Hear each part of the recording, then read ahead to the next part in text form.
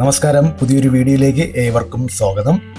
കഴിഞ്ഞ വീഡിയോയിൽ മിൻമിൻ പ്രവിശ്യയിലെ ട്രാങ്ങാനിലെ കാഴ്ചകളാണ് കണ്ടത്.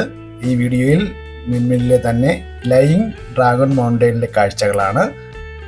അപ്പോൾ വിയറ്റ്നാമിലെ മിൻമിനിലെ അതിമനോഹരമായ ഭൂപ്രകൃതിയിലേക്ക് എല്ലാവർക്കും ഒരിക്കൽ കൂടി സ്വാഗതം. ഈ പ്രദേശത്തെ ഏറ്റവും മികച്ച പ്രകൃതിദത്ത അത്ഭുതങ്ങളിലൊന്നാണ് ലയിങ് ഡ്രാഗൺ മൗണ്ടൈൻ. വിയറ്റ്നാമീസ് ഭാഷയിൽ നുയി എൻഗോ ലോങ് എന്നാണ് ലയിങ് ഡ്രാഗൺ മൗണ്ടൈനെ പറയുന്നത്. മലയുടെ ആകൃതിയിൽ നിന്നുമാണ് ലയിങ് ഡ്രാഗൺ മൗണ്ടൈൻ എന്ന പേര് ലഭിച്ചത്. ഒരു മഹാസർപ്പം കിടക്കുന്നത് പോലെ മലയുടെ ഏറ്റവും മുകൾ ഭാഗത്തായി ഇത് സ്ഥിതി ചെയ്യുന്നു. ഡ്രാഗൺ സ്ഥിതി ചെയ്യുന്ന മലയുടെ ഏറ്റവും മുകളിൽ എത്തുവാനായി 500ഓളം പടികൾ കയറേണ്ടതുണ്ട്. ഏറ്റവും മുകളിൽ എത്തിക്കഴിഞ്ഞാൽ ചുറ്റുമുള്ള പ്രദേശത്തിൻ്റെ ആകാശ കാഴ്ച നന്നായി ആസ്വദിക്കാൻ സാധിക്കും. ഏകദേശം പകുതിയോളം സ്റ്റെപ്പുകൾ കയറി മുകളിൽ എത്തുമ്പോൾ 2 വശങ്ങളിലേക്കായി വഴിയുണ്ട്. വലതുവശത്തേക്ക് കയറുമ്പോൾ ഒരു ചെറിയ പഗോഡയിലേക്കാണ് എത്തിച്ചേരുക. ഹാനോയിൽ നിന്നും മിൻമിനിൽ എത്തിച്ചേരുന്നതിനായി 2 മണിക്കൂർ എടുക്കും. ഹാനോയിൽ നിന്നും മിൻമിനിലേക്ക് ഇടവിട്ട് ബസ് സർവീസ് ഉണ്ട്. മിൻമിനിൽ എത്തിയ ശേഷം ടാക്സി എടുത്തു, സൈക്കിൾ റെന്റിനെടുത്തു ഇവിടെ എത്തിച്ചേരാം. വളഞ്ഞു പുളഞ്ഞു ഒഴുകുന്ന എൻകോഡോങ് നദിയുടെയും ദൂരെയുള്ള മലനിരകളുടെയും നെൽപ്പാടങ്ങളുടെയും മനോഹരമായ കാഴ്ച കാണാം. കഴിഞ്ഞ വീഡിയോയിൽ ഞാൻ ചെയ്ത ട്രാങ് ആൻ നദിയുടെ ഏരിയൽ വ്യൂ ഇവിടെ നിന്നാൽ കാണാൻ കഴിയും. കുഞ്ഞു കുഞ്ഞു വള്ളങ്ങളിൽ നദിയിലൂടെ പോകുന്നതും കാണാം.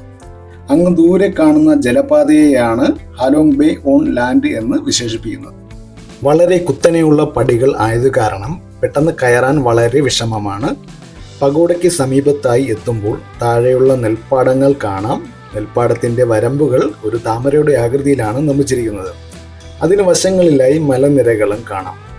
പഗോഡ നിൽക്കുന്ന മലയിൽ നിന്നും വീണ്ടും താഴെ ഇറങ്ങി ഇടത്തോട്ടുള്ള മലയിലേക്ക് കയറിയാൽ ഡ്രാഗൺ നിൽക്കുന്ന മൗണ്ടനിൽ എത്തിച്ചേരാം. മെയ് മുതൽ ജൂൺ വരെയുള്ള മാസങ്ങളാണ് ഇവിടെ വിസിറ്റ് ചെയ്യാൻ പറ്റിയ ബെസ്റ്റ് ടൈം വരുന്നത്. ഇവിടെ വിസിറ്റ് ചെയ്യുന്നതിനായി മോക്കേവ് ഏരിയയിലേക്കുള്ള എൻട്രി ടിക്കറ്റ് എടുക്കണം. 1 ലക്ഷം വിയറ്റ്നാമീസ് ഡോങ് ആണത്. അത് ഏകദേശം 350 രൂപയ്ക്ക് അടുത്താകും.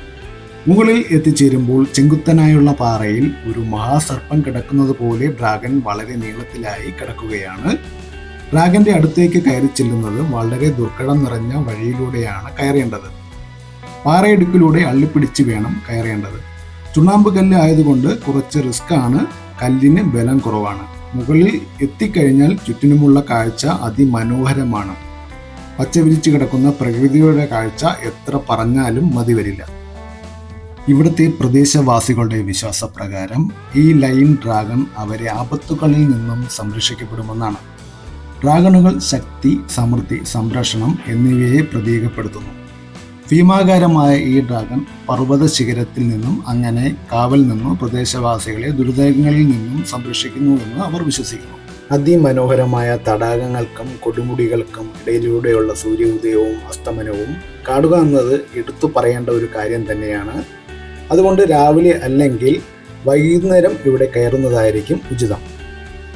ഇത്രയും പടികൾ കയറണം എന്ന് വിചാരിച്ച് ഇവിടെ വന്നിട്ട് തിരിച്ചു പോവുകയാണെങ്കിൽ ഈ കാഴ്ച വളരെ മിസ്സാകും. ഇതിൻ്റെ മുകളിൽ നിന്നുള്ള ഒരു സെൽഫി എടുക്കുക എന്നത് വളരെ പാടുള്ള കാര്യമാണ്.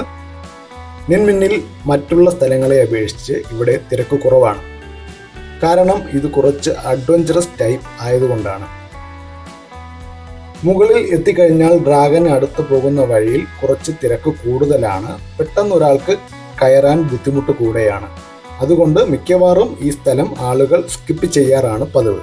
നിങ്ങൾ എപ്പോഴെങ്കിലും വരുന്നുണ്ടെങ്കിൽ അതിരാവിലെ എത്തുവാൻ ശ്രമിക്കുക. രാവിലെ ആകുമ്പോൾ തിരക്ക് കുറവായിരിക്കും. തിരക്കുള്ള സമയങ്ങളിൽ ഡ്രാഗൺ സ്റ്റാച്ചുവിന് അടുത്ത് പോകാനായി ഭയങ്കര തിരക്കാണ്. ഒരു പക്ഷേ കയറാനും കഴിയില്ല. അതുകൊണ്ട് പ്രത്യേകം ശ്രദ്ധിക്കുക.